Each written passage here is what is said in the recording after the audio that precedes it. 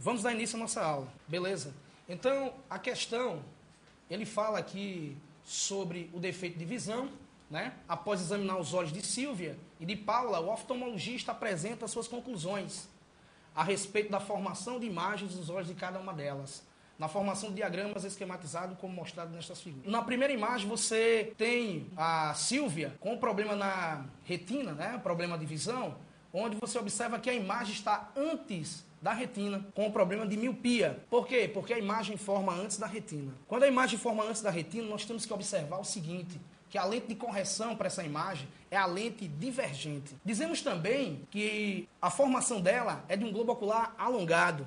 Esse globo ocular é tão alongado que a imagem forma antes da retina. Então você observa que quando temos uma imagem formada antes da retina, a lente de correção será divergente e o camarada tem miopia, globo ocular alongado.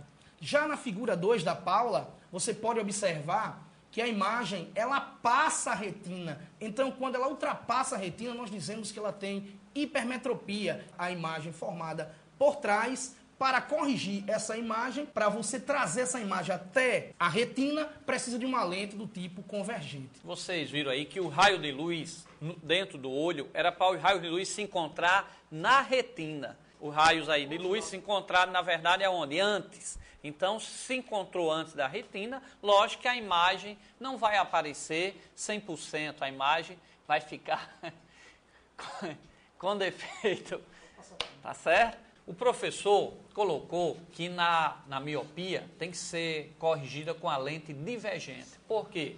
Porque vocês viram aí no desenho, na figura, que os raios de luz se encontraram o quê? Antes da retina. Então você tem que botar uma lente divergente para esses raios de luz se afastarem e depois, quando passar pela a lente do nosso olho, aí sim eles afastam um pouco e depois eles voltam e vão se encontrar exatamente na retina, onde é o local certo de se formar a imagem, tá certo? Então, por isso que, se cair no vestibular, para corrigir a miopia, qual é a lente que a gente tem que usar? A lente divergente, que a lente divergente afasta um pouco os raios e aí eles se afastam, quando passa pela nossa lente do olho, faz com que eles se encontrem de novo e eles vão se encontrar lá no local correto, que era na retina. Então, com base nas informações contidas nesta figura, é correto afirmar que apenas Silvia precisa corrigir a visão e para isso deve usar lentes divergentes. Você percebe no slide anterior que todas as duas, tanto a Silvia quanto a Paula, ela precisa corrigir esse defeito de visão. Então, na letra A, você observa que ela diz, apenas Silvia precisa corrigir a visão e para isso deve usar lentes divergentes? Não, as duas precisam corrigir esse defeito de visão. Então, na letra B, portanto, está errada. A B, ambas precisam corrigir a visão e para isso Silvia deve usar lentes convergentes e Paula lentes divergentes. Se você observar na figura, a Silvia, ela precisa usar lentes divergentes. Por que lentes divergentes? Porque a imagem está formando antes da retina e, com isso, caracteriza um globo ocular alongado. Imagem formada antes da retina, lente de correção divergente. Já na segunda figura, você observa que Paula tem um defeito de visão também, tá certo? Os raios não se encontram, né, Os raios não se encontram, passam da retina. Tá certo? Ela tem que usar uma lente do tipo convergente para justamente ajustar essa imagem e ser colocada sobre a retina.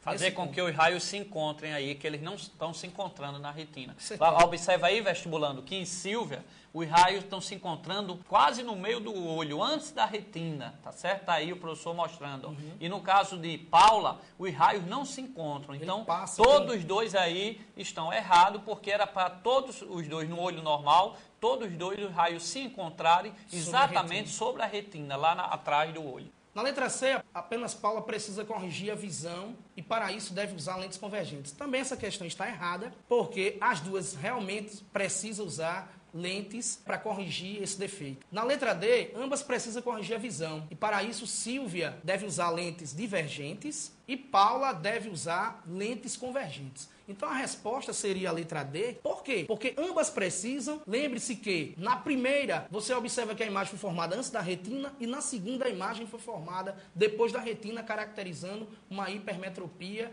e a figura 1, uma miopia. Na próxima questão, nós temos aqui um professor pediu a seus alunos que explicasse por que um lápis dentro de um copo com água parece estar quebrado como nesta figura. Então você observa que este fenômeno é caracterizado por uma refração. Você lembra, caro vestibulando, que uma refração é quando a luz ela passa de um meio para outro, ocorrendo uma variação na sua velocidade de propagação e é caracterizado por quem? Por um desvio.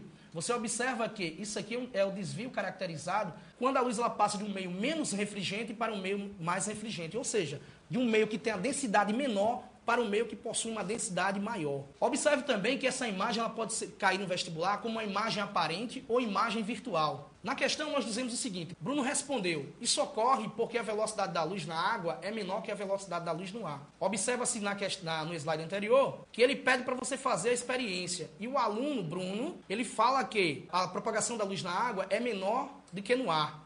Já o Tomás, ele explica o seguinte, esse fenômeno está relacionado com a alteração da frequência da luz quando esta muda de meio. Considerando essas duas respostas, é correto afirmar que, olha só, na primeira, Bruno responde dizendo o seguinte, isso ocorre porque a velocidade da luz na água é menor que a velocidade da luz no ar. A resposta correta, porque você sabe quando a luz ela passa de um meio menos refligente, menos denso, para um meio mais refligente, mais denso, ocorre uma variação nessa velocidade. E a velocidade diminui da luz, na realidade, porque você sabe que as partículas dentro da água, elas precisam estar mais coesas, e elas estão mais coesas em relação ao ar. Não há essas partículas estão mais separadas, né? Então isso acontece o seguinte, a velocidade de propagação da luz no ar é 300 mil km por segundo, então tem uma velocidade muito grande. E quando ela parte para o ar, há esse desvio que caracteriza a refração, porque essa luz ela vai ter dificuldade com essas moléculas da água. E isso caracteriza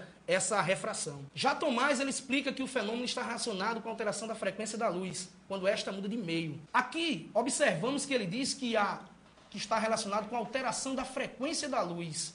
Você observa, vestibulando, quando uma onda eletromagnética ela passa de um meio menos refligente para um mais refligente, o que muda a sua velocidade, que é a característica da refração, o comprimento de onda, mas você tem que observar que a frequência ela permanece inalterada. Então, o erro nessa questão é porque ele comenta que diz que a frequência vai ser alterada. E a frequência não se altera quando passa de um meio menos para um mais refligente. Então, você observa que na letra A, apenas a de Bruno está certa. Na letra B, apenas a de Tomás está certa. As duas estão corretas ou nenhuma das duas estão corretas? Para cá, aqui vestibulando. Veja bem, a luz, ela é gerada, num caso se for uma lâmpada elétrica, né? É gerada a partir da interação dos elétrons lá na camada, ele salta para a camada mais afastada do núcleo, né? Depois, ao retornar, ele emite aquela luz, tá certo? Então, são os saltos quânticos. Se for a luz solar, é gerada através de cargas elétricas de movimentos lá no interior do Sol, que emite a onda eletromagnética, que numa determinada faixa de frequência, a gente chama ela de luz, tá certo? A luz visível. Então, acompanhe bem, vestibulando.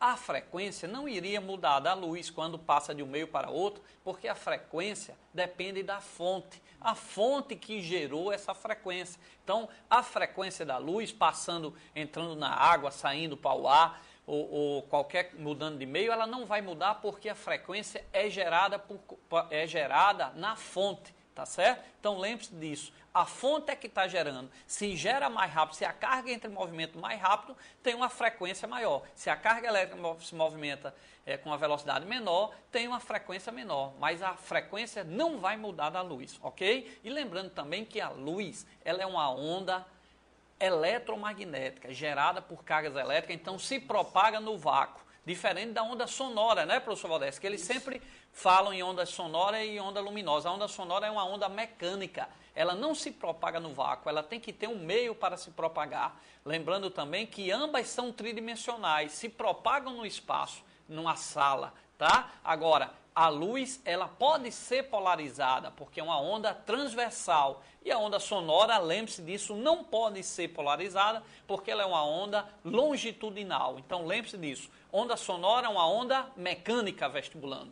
Onda luminosa, uma onda eletromagnética. A onda sonora, ela é uma onda longitudinal, não pode ser polarizada. A luz é uma onda eletromagnética, ela é uma onda transversal, ela pode ser polarizada. Por isso que o óculos escuro polariza a luz e você tem menos luz chegando à retina do seu olho. Como a frequência não se altera, o que vai alterar quando passa de um meio menos para um mais refligente é a velocidade da luz e o comprimento de onda. Então, você observa que Bruno respondeu, isso ocorre porque a velocidade da luz na água é menor que a velocidade da luz no ar. Isso é verdade. Mas você observa que Tomás, a explicação de Tomás não está muito precisa, porque ele diz que há uma alteração nessa frequência. E, na realidade, não há alteração na frequência. E observa-se que a única resposta coerente seria a resposta do amigo Bruno, apenas a de Bruno está certa.